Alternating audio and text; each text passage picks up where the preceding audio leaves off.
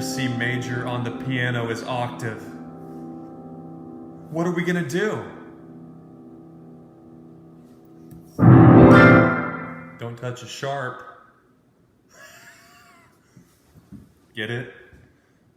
Because there's no sharps or flats in the key of C major / A minor.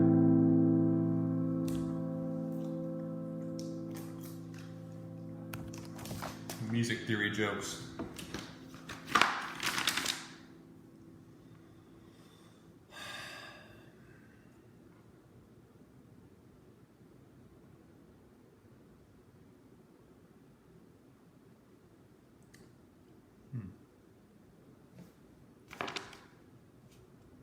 I don't know those.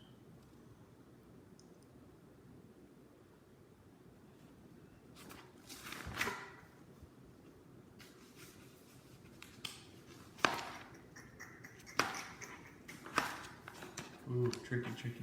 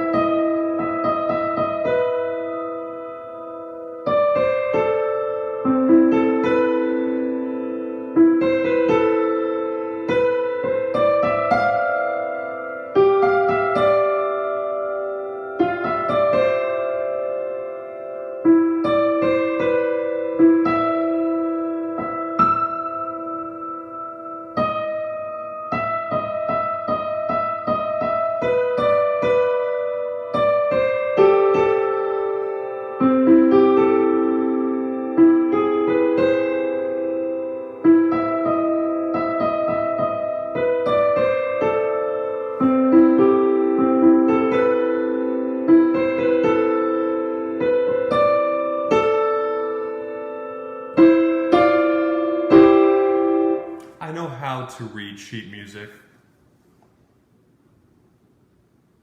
I don't like doing it.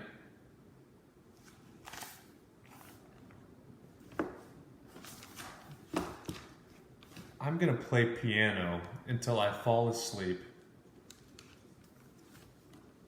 Also, it's a chess night. Get it? Like from the game of chess. That's actually why I ordered it.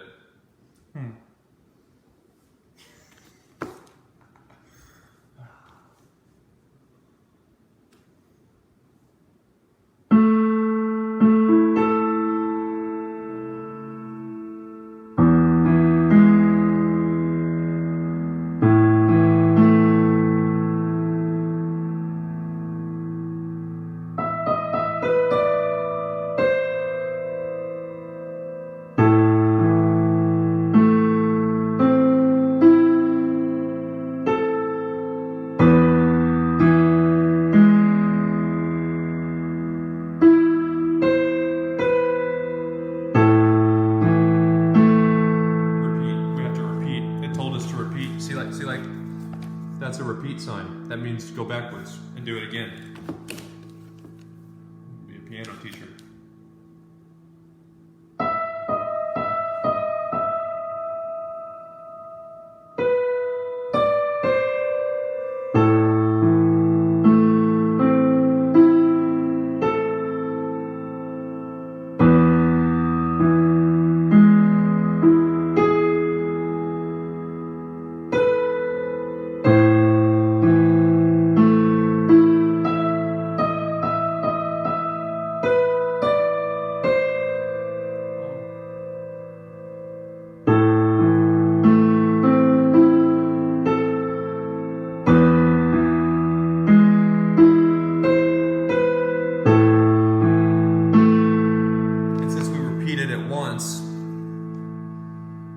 I actually went a little too far. We just skipped to the number 2. Because what comes after 2? Or what comes after 1? The number 2.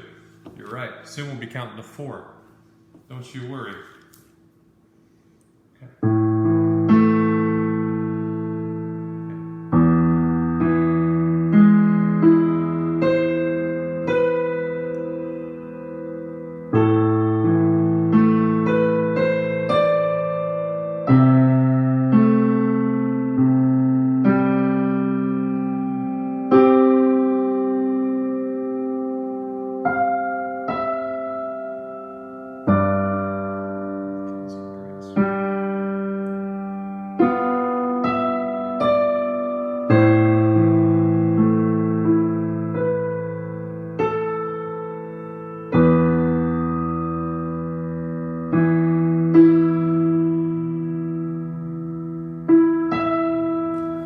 This is where it starts to really screw with me.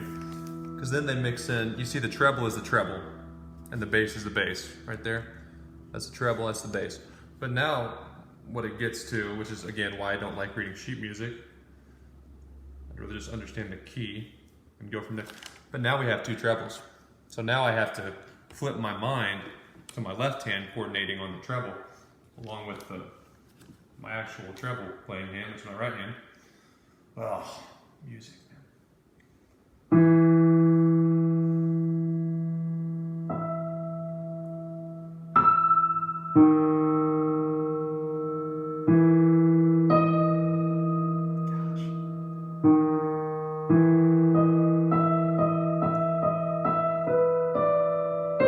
Now we're back to the bass.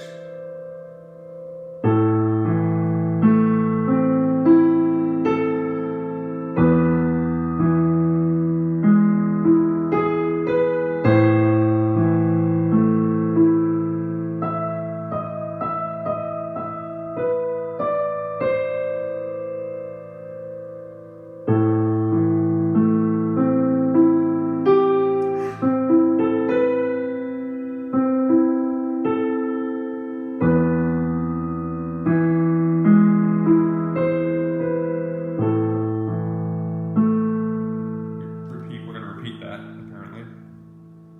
That's what I'm supposed to do, and I'm a big fan of following rules.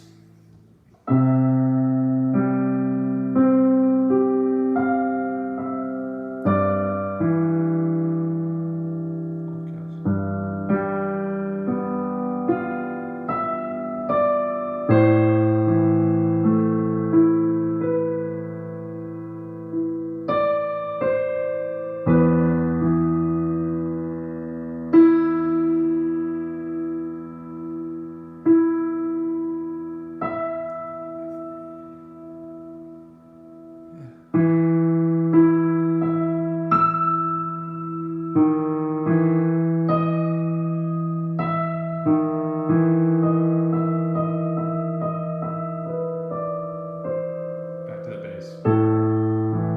Back to my comfort zone.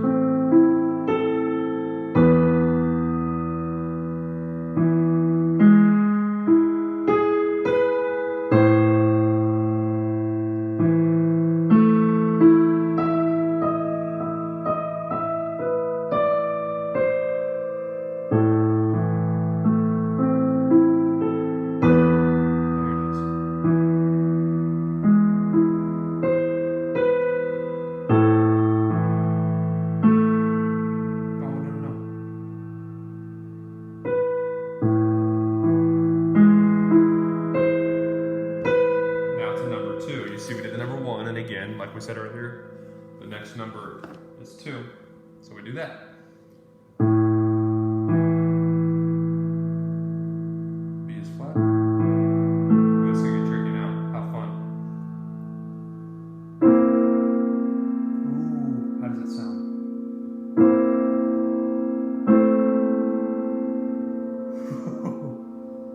Shit. B is flat still. Oh my gosh. I'm trying to remember the song.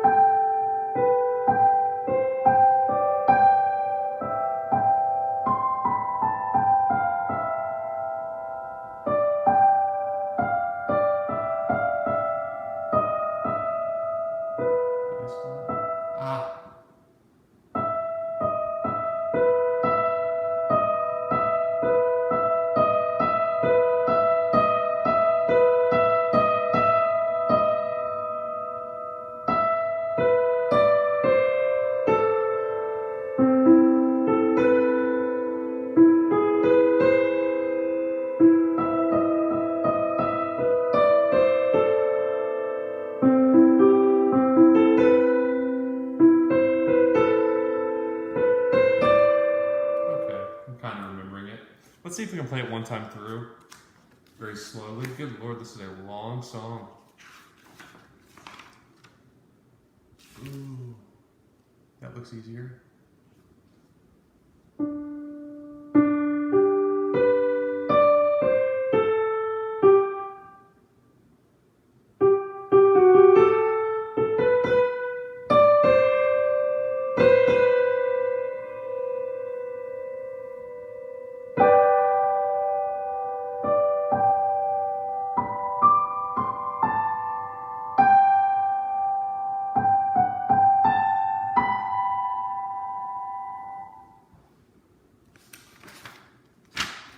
Focus. Task at hand. Okay. Very slowly. I'm not here to impress anybody. Except for if I don't impress my viewers, I won't get views. That defeats the purpose of a YouTube channel, doesn't it? I updated my Tinder profile to say I'm a YouTube star, so I'm not going to get laid unless I have views.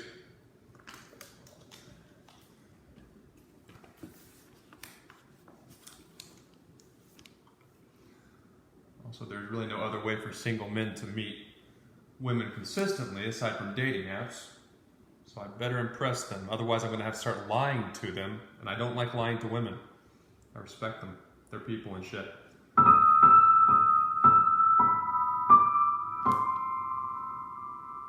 Let's see that down an octave. That's incorrect.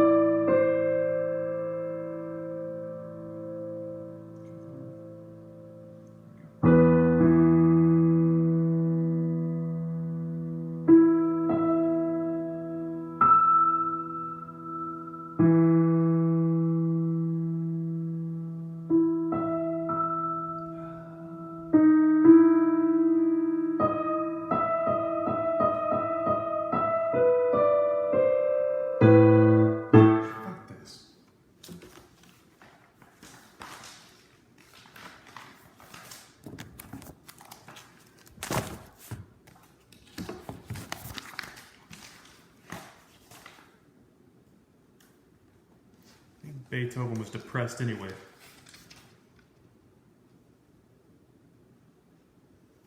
No one likes your music. Garbage.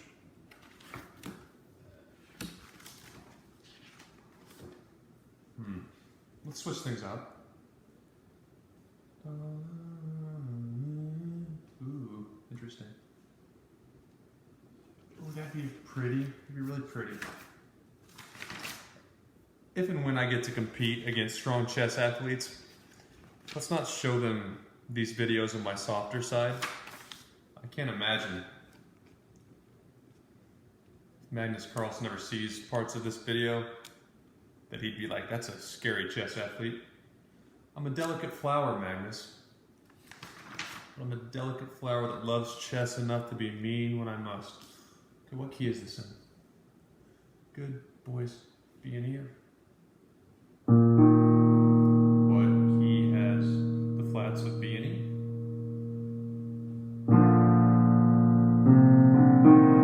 It's in the key of B flat major, obviously.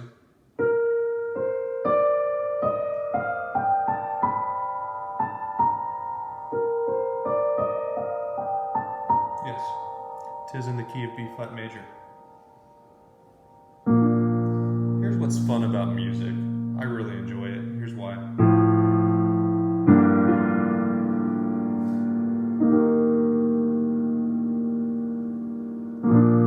I met you in the dark. You lit me up. You made me feel as though I was enough. We danced the night away. We drank so much. I held your hand back when you were throwing up. And then you smiled over your shoulder. For a minute I was stone cold sober. I pulled you closer to my chest. Oh, and you asked me to stay over. I said I already told you. I think that you should get some rest. I know I loved you then, but you never know. 'Cause I played it cool when I was scared of letting go.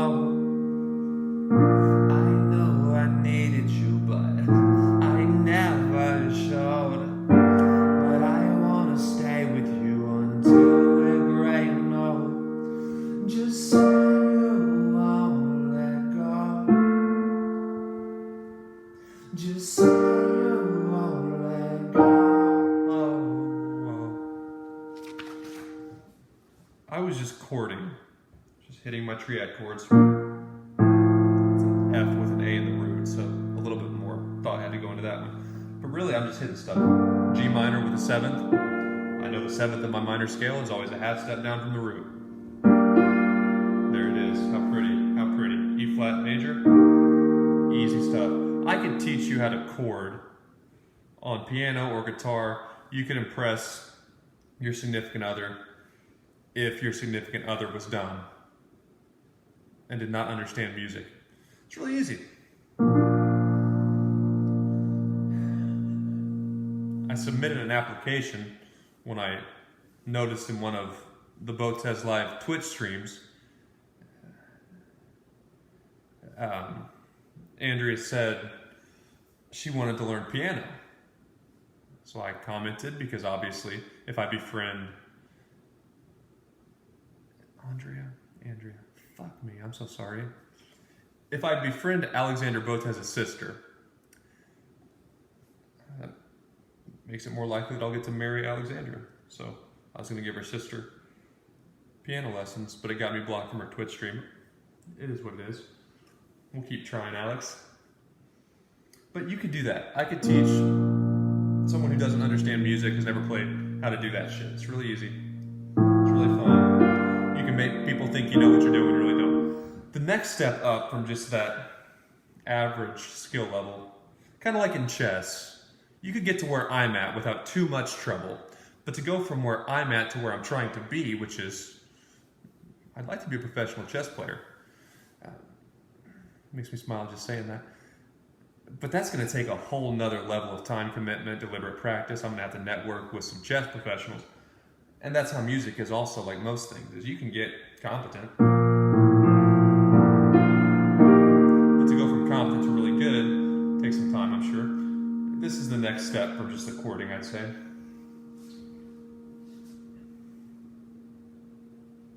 I met you in the dark. You lit me up. You made me feel as though I was enough. We danced the night away. We drank too much. I held your hair back when you were throwing up. Then you smiled over your shoulder. For a minute I was stone cold sober. I pulled you closer to my chest. And you asked me to stay over. I said I already told you. I think that you should get some rest. Yeah, I knew I loved you then, but you never know.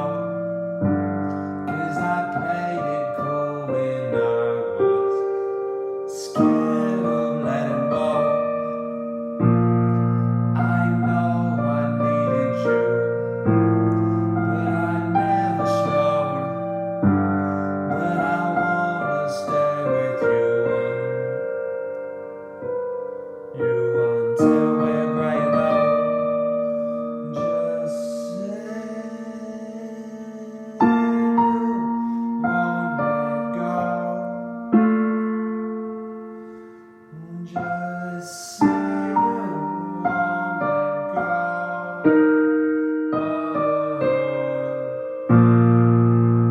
go. That's the next step up, I'd say, is I'm just chording with my left hand, I'm playing the melody with my right, and then you could get into where I'm not, where I could play it quickly at all, but you get into the actual, that'd be the harmony, probably, where you're actually playing the bass clef as the piece is actually designed to be played.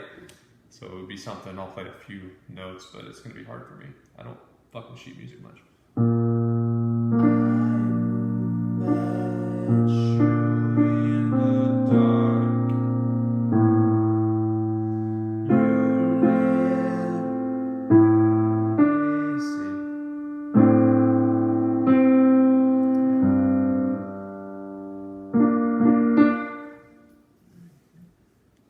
Yeah. Musical people would be able to play it precisely. That's why I don't want to be a musical person. I don't have time for that shit.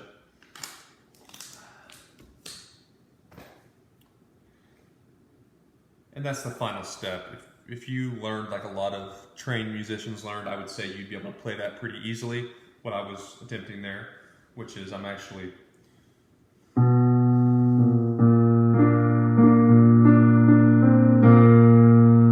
playing it as written on sheet music. That's fairly advanced if you could actually do that quickly and keep up with the song and play the sheet music accurately. A different approach, which is the approach I've taken to impress viewers who don't really know that I'm not that good at playing piano, is I've just understood music theory, and I understand the song is in the key of B major. I used to know which were major versus minor notes in both my major and minor scales, but I don't recall. But I do know any major scale is going to be root note, whole step, half step, whole step, half step. So, in our key of B flat major, I have my root note, my whole, half. That's how I knew it was in the key of B major, is because those are my two flats in the key of B major. Root, whole, half, whole, half step. for any major scale. How fun is music? Really fucking fun.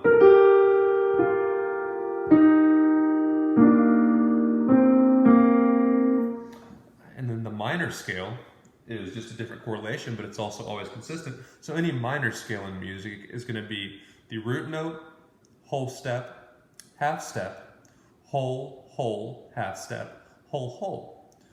And you could repeat that to the next octave. So the relative minor for B major is always 3 half steps down from the root of the major. So that's always going to be the minor for B major, which is G minor, because it's 1, 2, 3 half steps down. And the minor scale, as I was saying, is root, whole, half, whole, half, whole. That's why if you see really good guitar soloists, I'm not a very good soloist, but I understand the theory being played in most even really good guitar solos, John Mayer, Keith Urban, you name it. I understand what they're doing. If you played me a slow motion version of John Mayer and Keith Urban soloing together, which there are many good ones, they're very good people, talented people, I understand the theory. I understand why it sounds good. I understand what they're trying to do. Why does John Mayer get paid millions of dollars to play his guitar and no one has yet offered to pay me money to play mine? Well, because it's a different thing to be able to understand a world-class performer. I understand a lot of the moves Magnus Carlsen makes after he makes them. And I had days to adjust and study. But Magnus gets paid to play chess, as he should, because Magnus executes the theory that a lot of people understand when it matters, under pressure, almost every time he gets the chance. That's the difference. Same with music. John Mayer can do all the stuff that he does without thinking. I have to break down his solos to understand it. He's not even reading. He's just free. It's like freestyle rapping, his solos. He's not even fucking reading anything. So like, I understand if I'm in the key of A minor. That's my A minor bar chord. That's A minor, whatever.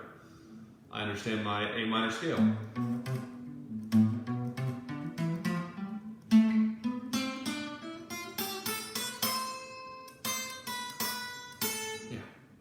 I understand my A minor pentatonic scale. And I know the roots within the A minor scale. There's an A. There should be an A. That's an A, right? Yeah. And then that's my other A. So those are my roots. And if I'm soloing, I really want to emphasize or bend my A's to reinforce the overarching note, which is A, in the key of A minor. Now, where it gets tricky, and this is where I don't know how John Mayer learned to play guitar. I wish I did, because I could study him and steal some of his ideas. Okay, so the key of A minor, the relative major is 3 half steps up. So that's a C. It's the relative major for A minor. Okay, so I know my major scale.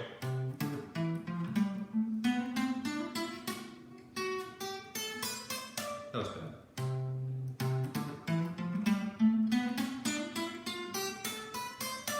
That's my major scale. Okay. I don't know my roots in the major scale. And what's so cool when you watch professional musicians like Keith Urban and John Mayer solo is their ability to go in and out of those different scales. You know, like I know a few positions, but there are different variations of minor, major pentatonic scales. I just know one off the top of my head. But they have the advantage of, you know, John Mayer, if he wants to get in the key of A minor real quick, he doesn't have to find the 5th fret like I do. Like, I know that. But there are so many other scales within the whole fretboard of a guitar that you could solo in A minor and switch the octaves and do a lot of cool stuff with. And that takes some serious time and practice.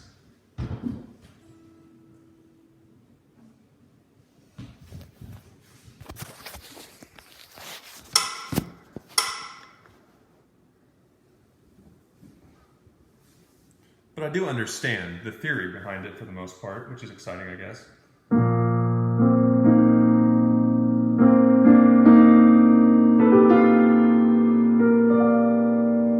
When I'm soloing, I'm mostly whatever key I've chosen to be in. I try to really stick with that. I don't venture out, and I might occasionally get into its relative minor. And I've watched a lot of Mac Miller piano solos. Mac Miller was an impressive talent. And I didn't have any slow motion footage of Mac Miller that was really good quality. I tried to slow-mo some of it. I even recorded one of Mac Miller's piano solos I played it on my iPad, but I recorded it with my iPhone, and I tried to use some ideas to slow motion. I couldn't quite do it. But it seems like, I would say Mac Miller was a better pianist than I currently am. But I think Mac Miller seemed to have learned mostly by himself. So he might have used some of the ideas I've learned to teach myself. I don't know how Mac Miller learned to play piano, but he's really good. But it seemed like Mac, maybe even accidentally, was really emphasizing the seventh note of whatever key Mac Miller was soloing, which was very cool. It was a cool idea, and that's why I think Mac's so talented. I don't even know that he even meant to. I think he's just really good with music. But like if Mac were soloing in B major, okay, the seventh of the B major scale, or B flat major, sorry, is the A.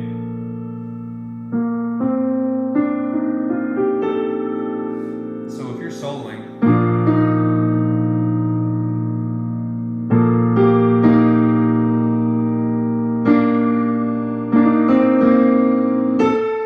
the A is always going to sound correct, for one, but it's really just a cool way to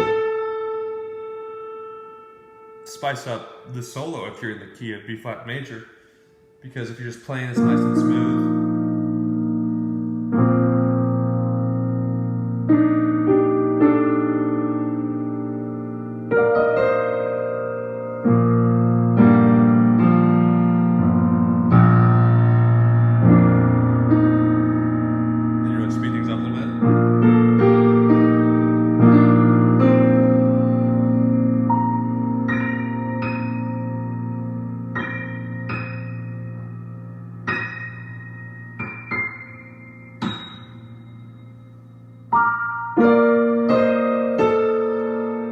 sound pretty when that A hits. I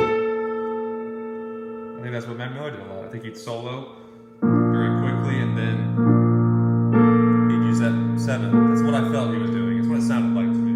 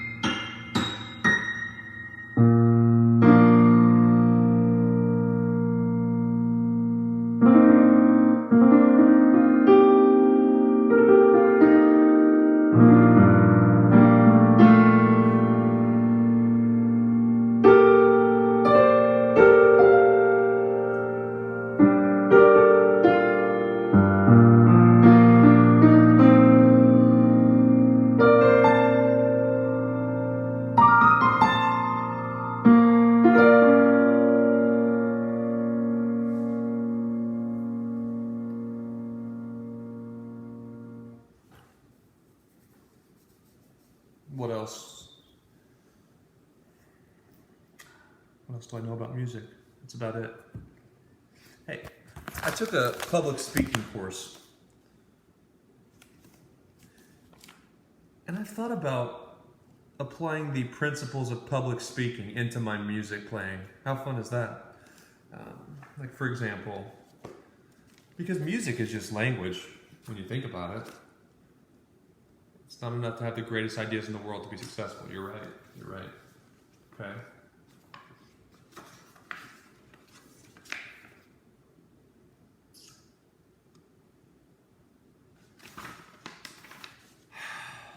Okay, like here. So at a high level, some best practice public speaking principles. Limit your subject. Develop reserve power. Fill your talk with illustrations and examples. Okay, so limit my subject, like we were in the key of B flat major. So if I'm soloing, I'm really focusing on B flat major. I don't want to deviate too much. I want to stick to those notes. I want to emphasize my B flats because that's the root. But I also want to develop reserve power. That way, if I read the audience is really getting excited about something that I'm doing, or if I'm just feeling really ambitious and I'm just on my game that night, I want to have some riffs and some ideas to throw in the mix that I didn't originally have scripted. Fill my talk with illustrations and examples. That's what I was talking about, like accent, or I don't know if accent is the right word, but the seventh of a scale, you know. So we're really picking out certain notes that we want to highlight and really make our audience more aware of. Just talking through the piano, you know? How fun.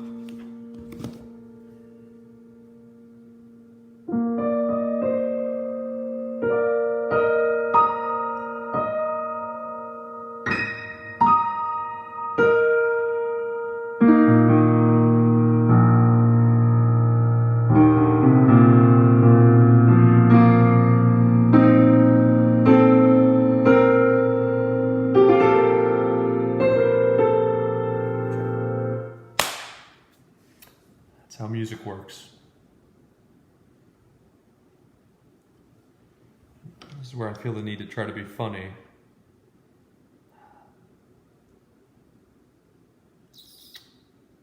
I cope with trauma and violence and evil through humor. You may know that about me by now.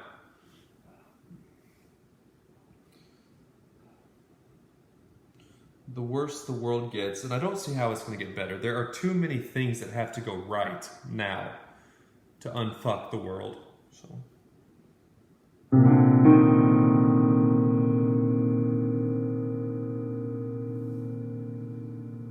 that's why I think we're fucked.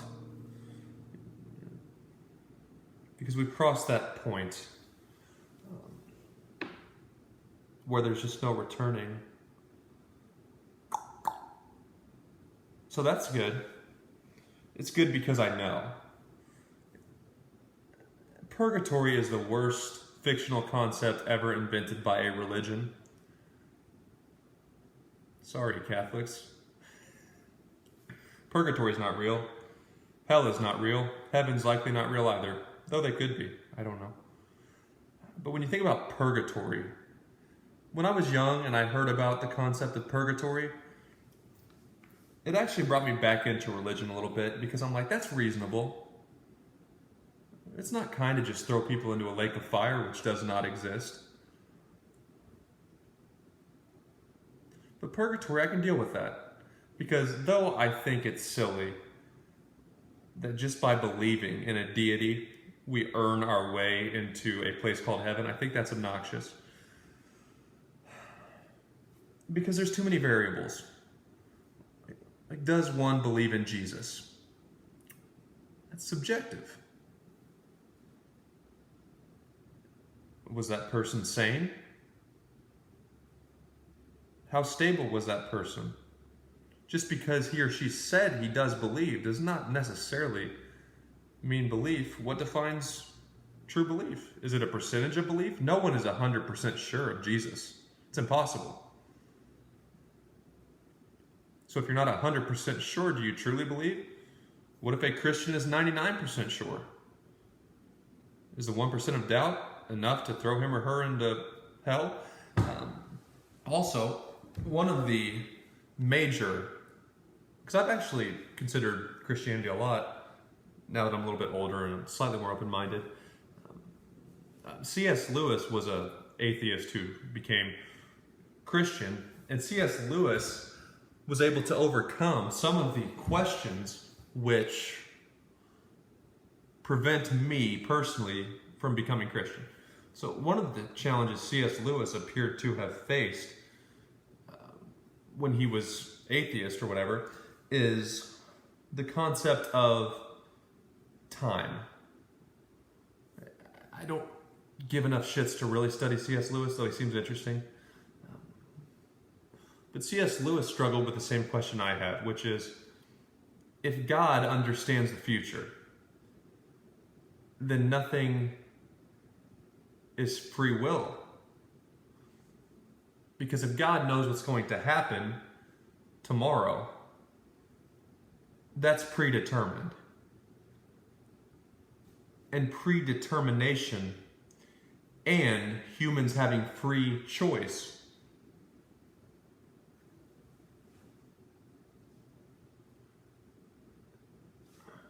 that's a contradiction.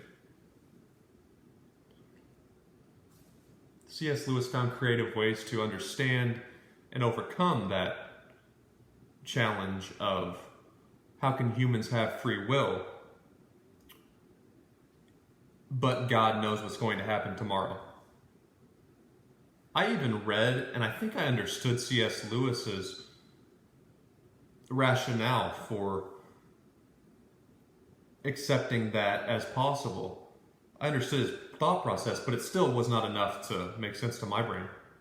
So that's at least one reason why I'm not a Christian.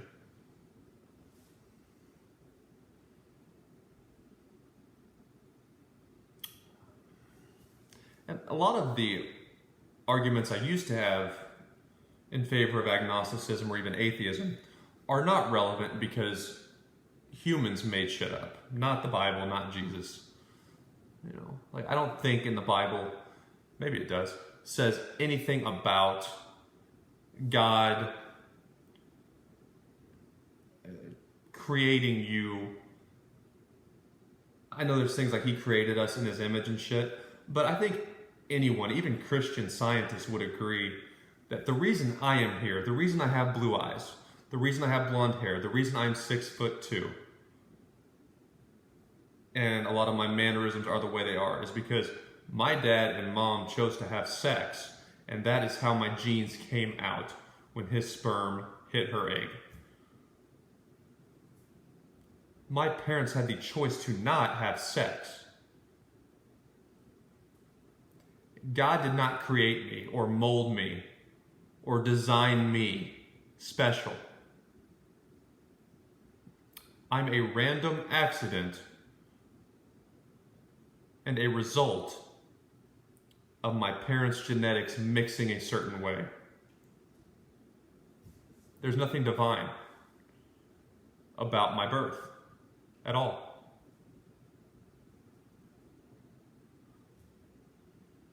You could go to a bar, sleep with someone tomorrow. That's your choice. Your offspring would be a result of those genetics. God did not do anything, if he's real. That's where I struggle with I have a purpose because of God, and God knew you would exist thousands of years ago. No. That's not true. That's not rational. I have no evidence to support that.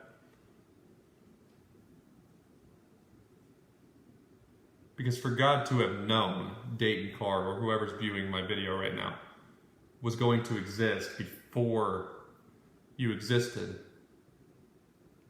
then that's a puppet master controlling us and intervening with free will. If God knew I was going to exist before my parents had me, there is no free will.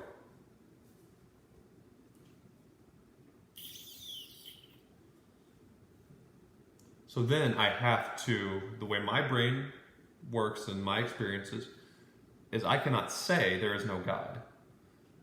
I say I have no evidence to support there being one. And then to take it a step further, if there is in fact a God, which there could be, he or she clearly has no power to intervene in today's affairs in this universe, unable to intervene with what happens, or has the ability to intervene but chooses not to.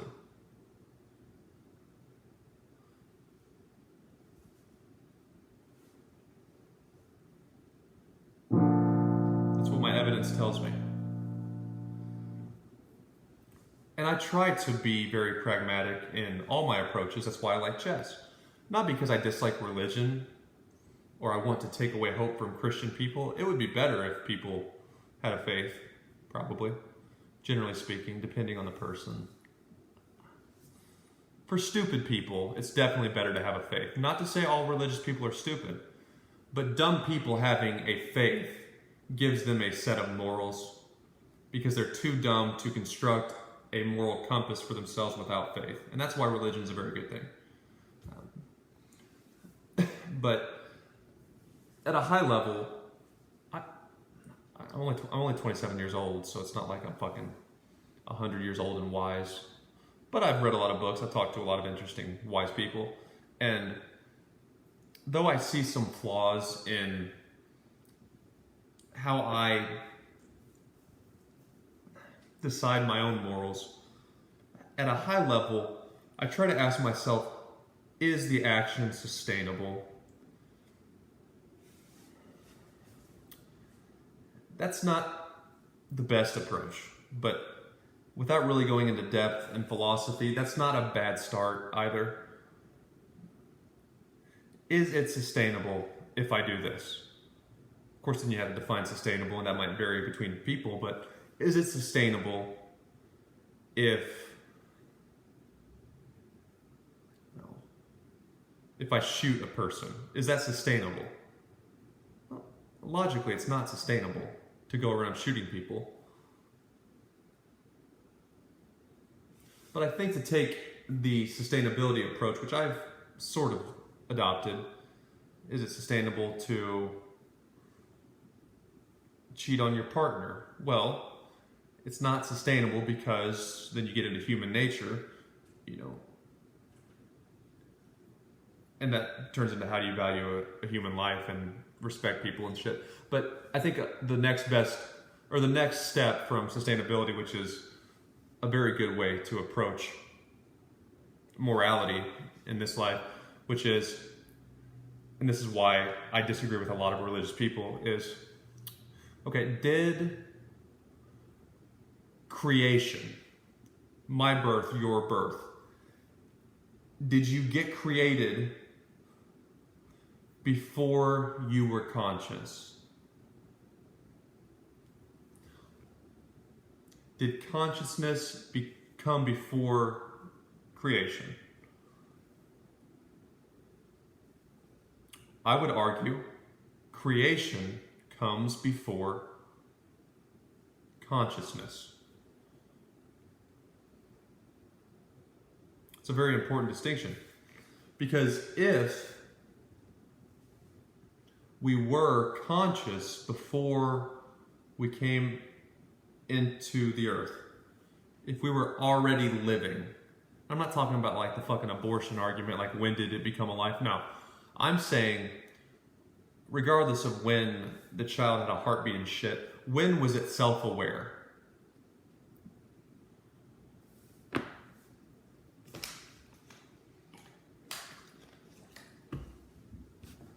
Because self-awareness is the only true characteristic I see which differentiates us from monkeys, etc. I, as a human, have the ability to say, this is the path my life appears to be going. I can stop it and redirect it if I choose.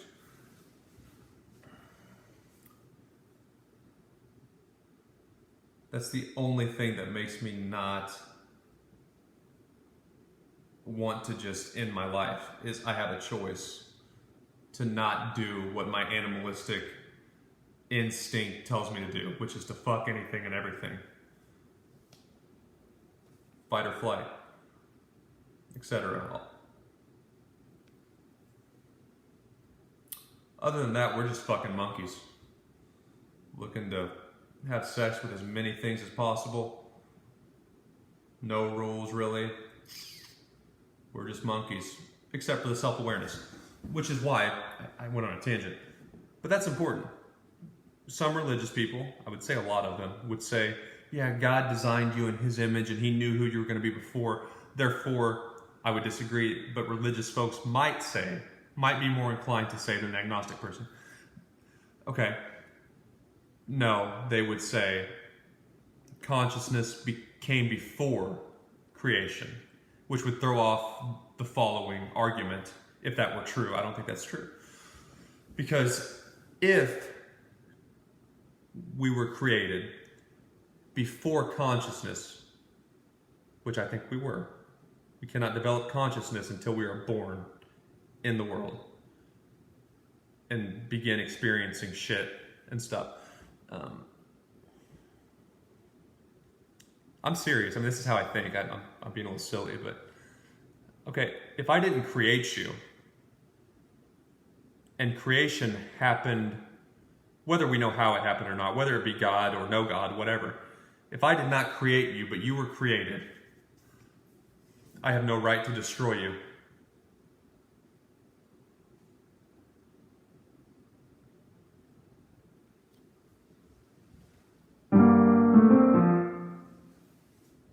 Not bad, right? Reasonable. And from that belief, morality can be more specifically defined. Because if I did not create you, and you did not create me,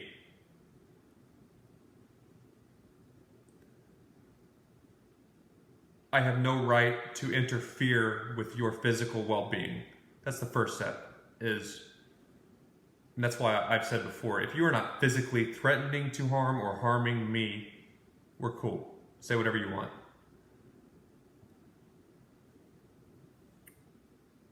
Because you did not create me. So how is it okay for you to take me out of this life? Or physically impair me in some way through your actions? It's not. Okay? From there, you can go deeper and say, okay, then why do I have a right to be better than you? Or why do I have a right to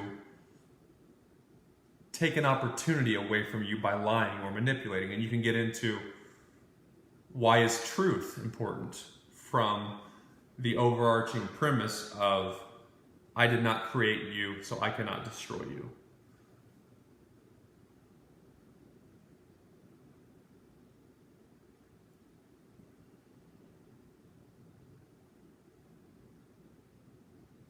I did not create you, so I should not have sex with you unless you are willing and agree.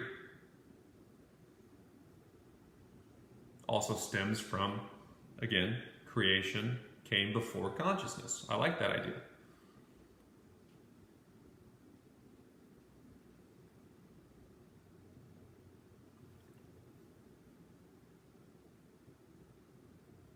Because ultimately, there's no way, if a logical person agrees creation happened before the human became aware, you cannot justify lying, hurting, doing anything evil. So then the only challenge one could run into if everyone followed that morality, which is not going to happen, but the only challenge would be, okay, what if a human makes an error out of anger?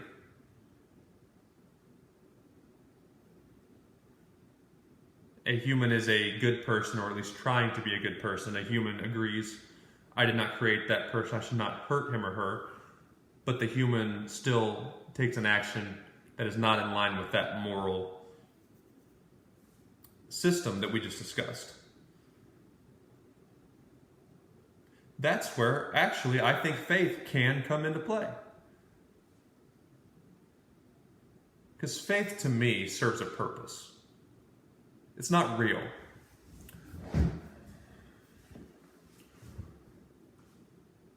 You cannot prove it's real. That's what's more frustrating than religion is religions that say they can prove it. You cannot.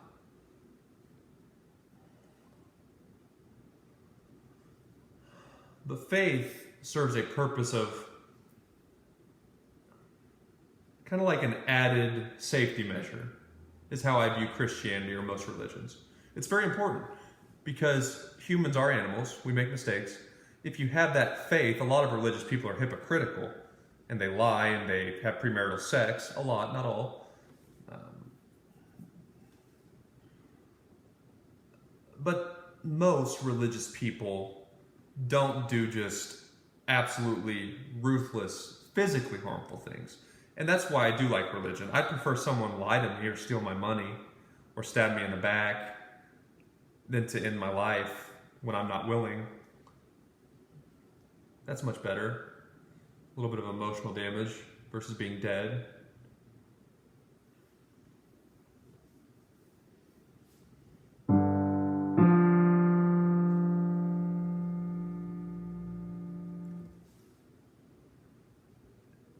At least religion, mostly, aside from the wars over religion, of course, but religion mostly keeps individual people from doing physically harmful things to each other.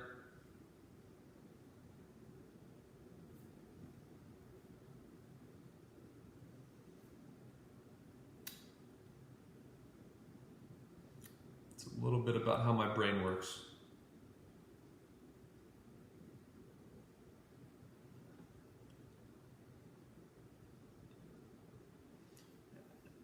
Last thing, we're all trapped here.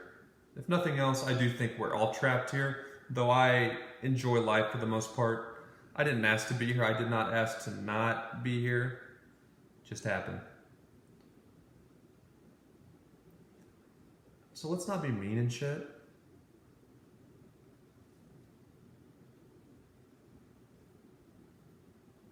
Let's definitely not kill innocent people. Would be good. And also, I forgot which of Lupe Fiasco's songs, I think Atomic Miss Philosophy, Lupe starts off by saying something about those who wage war delude themselves into thinking they create life, or at least make life meaningful,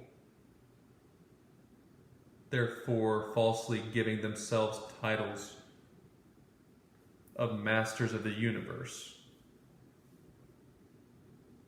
and gatekeepers of morality. I bring up Doug McMillan's name because I happen to have a bad experience with Walmart.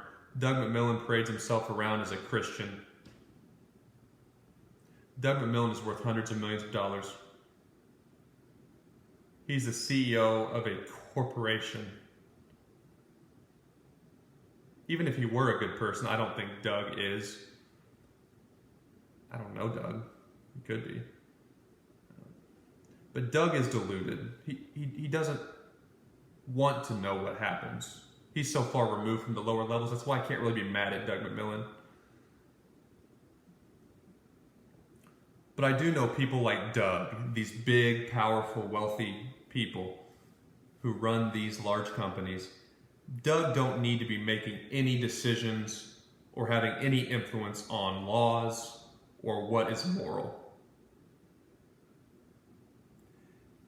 Doug does not need to have any say on policies that could affect the lower and middle class.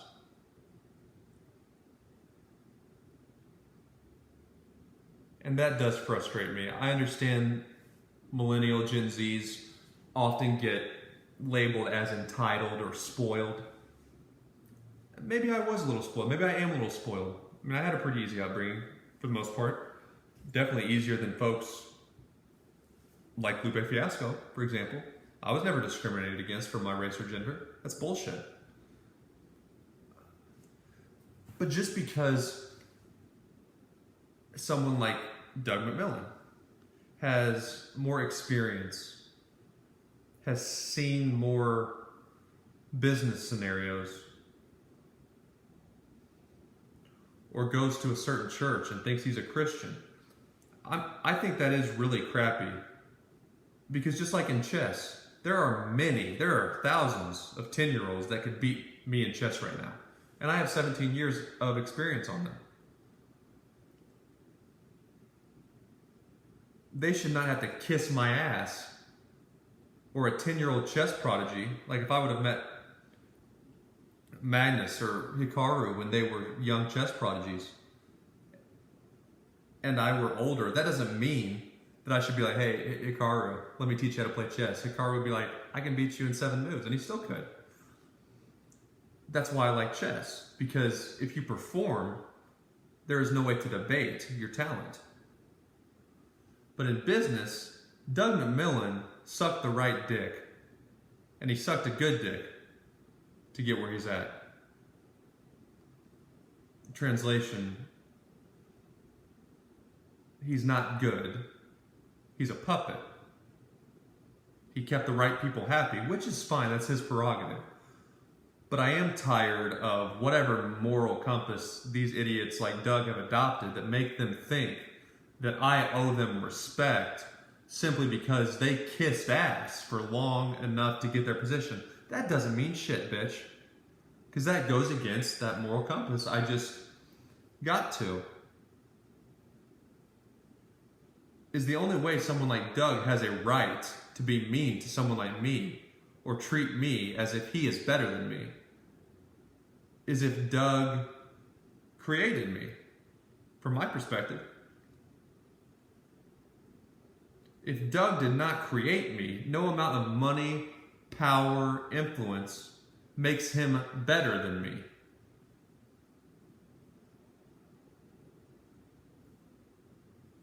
It's the problem with the world. Powerful people are like that. They want to think they are better, whether they'll admit it or not. Why else would think about that? Why would someone like Doug McMillon even want to be the CEO of Walmart? And that goes true for most large companies. When I was 19, 20 years old, I had my first internship with Walmart. I met one of my first mentors. His name is John, and I still consider John a mentor to this day, though with the politics, and he's still in, a different company than Walmart. But I wouldn't want to put John in a bad situation because I respect John, and he's a very good mentor and a good person, good dad. But I told John when I was a 20-year-old kid, and John was younger in his career, but he was established. I said, John, I think I want to be the CEO of Walmart. I think that's my goal. And of course, I was 20 years old. Every intern says that when you walk into a big headquarters and you're like, oh, they're treating me so well, and look at how happy everyone is. Well, yeah, you're an intern. And in that instance, they want us to tell our friends how great Walmart is so they can get talent and connections. And I didn't realize it at the time because I was 20 years old. But after a few years at Walmart corporate, I'm like, you couldn't pay me enough money to be the CEO of Walmart. There ain't enough money on this fucking planet. And now that I'm removed from Walmart corporate and corporate America in general, I sometimes think, what type of person does it take to even want that responsibility? A psychopath, in a lot of ways. Really.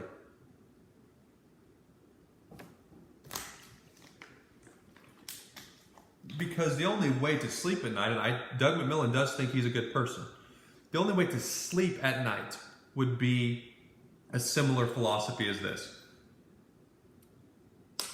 As CEO of a large company like Walmart, if I don't do these unethical things, if I don't do this thing which is not really right, someone else will come take my job and they'll do it. So at least, maybe this is not ethical, but I'm not as bad as someone else who would do it. That's a slippery slope.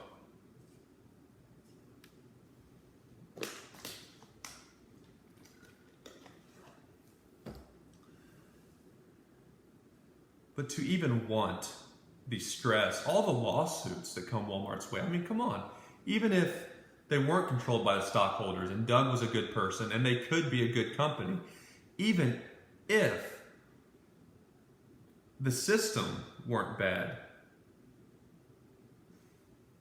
you're still going to have a lot of instances where humans just mess up and lawsuits are going to happen and people are going to be mistreated or even lives ruined. And to want to be at the top of that, all the lawsuits, I'm sure he gets death threats. I've sent him some emails that aren't very nice, that are borderline threatening. And I'm way more reasonable than some of the people I've heard talk about Walmart. And I have every reason to not be. Some people are just like, I slipped. I'm like, was the floor wet? Like sometimes you hear lawsuits filed against Walmart. I'm just like, Walmart is totally not in the wrong here, but they'll win. Just so it doesn't go public. I'm just like, fuck that. Like, I'm sure he's always got hundreds of lawsuits on Walmart's desk. And then Doug has to keep all of the shareholders happy. Doug has to go and tell the media a bunch of statistics that really probably don't get fact-checked. If someone fact-checked all the things Doug McMillon said, it would be tough for me to believe he hasn't been accidentally lying. Okay, think about the type of person that wants that responsibility. The only reason you could truly want it, aside from he might think he's helping people, and Walmart does a lot of good things with disaster relief and stuff, but it's because you enjoy the perks of being the alpha at the end of the day.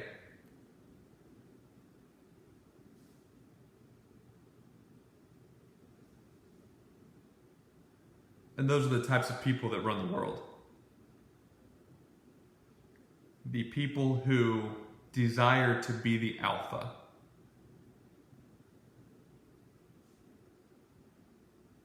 That's bad.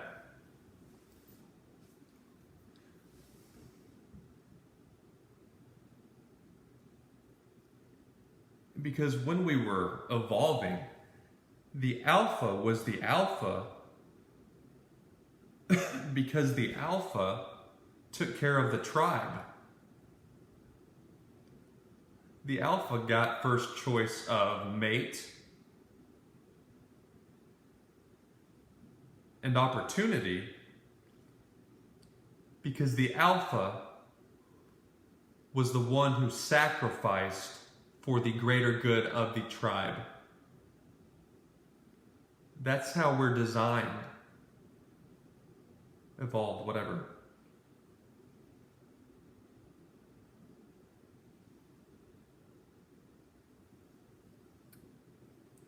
The alpha provided shelter, provided the food, protected from enemy tribes. Therefore, the alpha got the most beautiful woman, the opportunities, because the alpha took the risk. But today, in the way capitalism has become, people like Doug McMillon are the alpha. That's why I've researched this Sigma male concept, and I want to be a Sigma, baby. Fuck that. Because I can hang with, I'm Doug McMillon, I don't want to fucking be the CEO of Walmart for one. They can twist my words however they wish. I just want to make an example of him because his company tried to make an example of me. But someone like Doug or Jeff Bezos or people like the sharks on Shark Tank, they're more polished as speakers than I am. They've had more experience, more practice. But in terms of talent, like creativity, some of the attributes the alpha has, it takes more effort because I don't give a fuck and I don't really want to go be extroverted. It takes energy. But I'm capable of going into a bar and befriending a stranger and talking to him or her. I just don't like doing it. But why would I want to be the alpha? The only reason would be to get the perks of sex and opportunity. And I do think it's crap and it's bad for society when today you can get the perks. Doug McMillon if he weren't happily married, supposedly, I don't know, he could get most any girl, even girls my age, because he has the money, the power. But he should not, because the alpha and the opportunities that come with being the alpha should result from sacrificing for your people.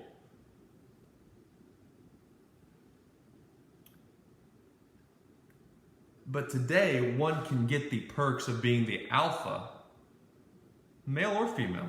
It's not just men that can be snaky, though I find men are more snaky on average than females in business.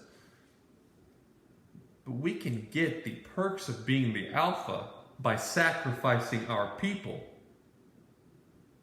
instead of sacrificing for our people. That's when society could really be fucked. It's not supposed to be that way. There are a few things, because I'm pretty open-minded, where I'm just like, that's not going to work. Like locking us inside. It's not going to work for our brains. They don't do that. We're social creatures. It's going to be bad. The mental health repercussions that are going to result and the cleanup required to fix kids' brains that were coming into adulthood during COVID, I don't even know if it's possible to fix it. The amount of damage these ignorant politicians have done thinking I don't even know what they're thinking. Lock kids inside with their smart devices for 2 years and then just think it's going to go back to normal? Fuck that, you idiots. But that's another thing, that's just not right. Our brains are not going to react to that in a way that is good for humans and society. Also, it's not good to have a system that allows a person to receive the benefits of being the alpha of a tribe, sex, opportunity, money, without sacrificing or being willing to sacrifice for his or her people. It's not going to work. Greed does not work. That's another reason where, had I not got my leave of absence with Walmart, I really think Walmart's going to go out of business. Not super soon, but I mean, look at history. Look at the Roman Empire. I'm not well read on the specifics, or I don't remember the names, but most empires fall at that point when they, or specifically their leader, gets too greedy. America could be on that turning point.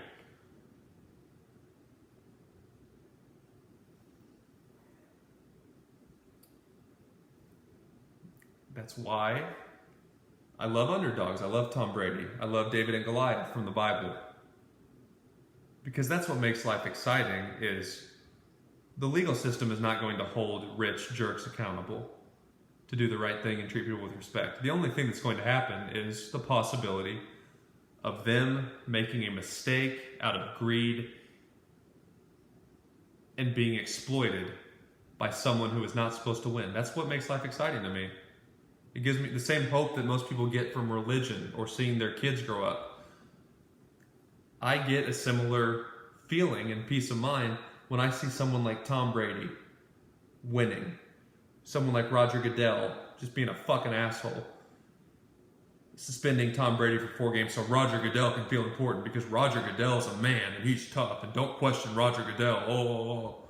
Yeah, Roger don't like Tom, baby. I don't care what he says. Roger likes people like Peyton Manning, and I like Peyton Manning too. I have nothing against Peyton Manning. The reason Roger likes Peyton Manning is because Peyton Manning was supposed to be Peyton Manning, which was a very, very incredible football player. Roger can predict that. It was supposed to happen. Tom Brady, he wasn't supposed to be anything. Get out of here. You don't belong. You're not in this class. And Roger doesn't like that because Roger likes to feel in control, just like most corporation big shots do. And when someone like Tom gets a little too successful and becomes the face of football instead of Roger, you got to slap him on the wrist for something he didn't do. That's why I hate rich assholes. And that's why I love when Tom Brady came back after the 4-game suspension and Roger Goodell had to eventually hand him the Lombardi trophy. That's great. Because as far as I'm concerned, Roger Goodell has no more value than someone who is in prison for a life sentence Nor do I. Roger Goodell got lucky. Roger's Roger Goodell. He ain't special. I think Tom Brady kind of thinks that way about Roger, though I don't know. It's not my fucking place. I'm not a football player.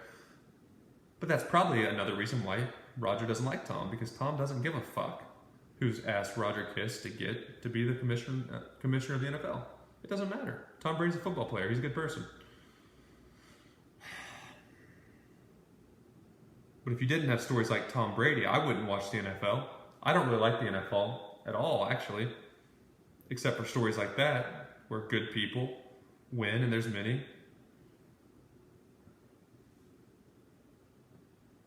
I'm a little tired now. This was effective.